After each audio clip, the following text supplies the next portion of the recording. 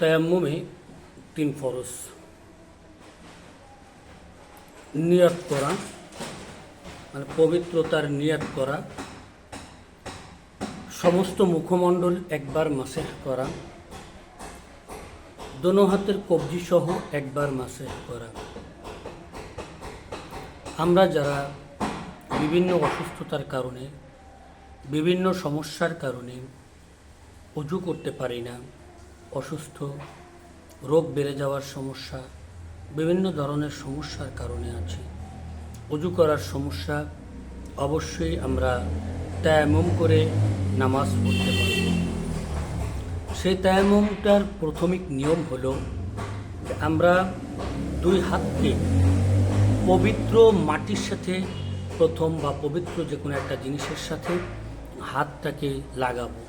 হাত লাগানোর পরে এই হাতটাকে এভাবে ডলা দেব না, এভাবে ডলা মারবো। আঘাত করার পরে নিয়ত করলাম যে আল্লাহ আমি পবিত্রতা অর্জন করছি। এরপরে এভাবে মুখমণ্ডল সব জায়গা সুন্দর করে ডইলা ঘষা লাগিয়ে দেব, এবং দ্বিতীয়বার আবার পাক মাটিতে এরকম হাত মারবো। হাত মারার পরে দেখেন এই যে দুইটা আঙ্গুল আছে, এই দুইটা আঙ্গুলকে একত্রিত করে এখান থেকে এইভাবে টানতে থাকবো, টানতে টানতে টানতে টানতে এ পর্যন্ত নিয়ে এসে এই যে দুইটা আঙ্গুল এরকম করব।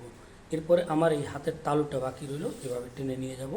যখন টেনে নিয়ে যাব তখন আমরা এই হাতকে এরকম বুঝিয়ে রাখবো, কারণ এই হাত তো ব্যবহার করিনি। এরকম নিয়ে গিয়ে শেষ আবার এরকম 3 আঙ্গুল দিয়ে 3 আঙ্গুল একত্রিত করে এভাবে টেনে নিয়ে আসবো। আসার পরে এই 2 আঙ্গুল থেকে কী করলাম, এই হাতের তালু ব্যবহার করব না। যখন পিছনে ব্যবহার করবো আঙ্গুলের মাথা, হাতের তালু বাকি থাকবে। এই হাতের তালু থেকে এখানে টেনে নিয়ে যাব, শেষ হয়ে গেল আমাদের তায়াম্মুম। তো এই তায়াম্মুম করতে গিয়ে একদিন একটা হাসার কথা মনে পড়ে যায়। 2015-16 সালের দিকে আমি একবার ইজতেমায় গিয়েছিলাম টঙ্গীর ময়দানে। তখন জুমার দিন, জুমার নামাজ পড়ার জন্য অনেক স্কুল কলেজের ভাইরা এসেছিল যে জুমার নামাজ পড়বে। এই নিয়তে আসার পরে দেখা গেল যে তারা এমন একটা পর্যায়ের পৌঁছে গেছে যে তারা তায়াম্মুম বোঝে না। কী করবে, এদিক তো নামাজ শুরু হয়ে গেছে, এখন মাটিতে হাত ডইলে একেবারে পুরা মাটি লাগাইছে, ধুলা।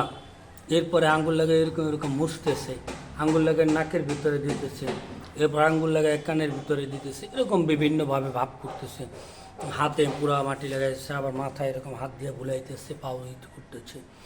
তো হঠাৎ করে মনে পড়লো বিষয়টা, যার কারণে আপনাদের নিকটে আমি বিষয়টাকে শেয়ার করলাম।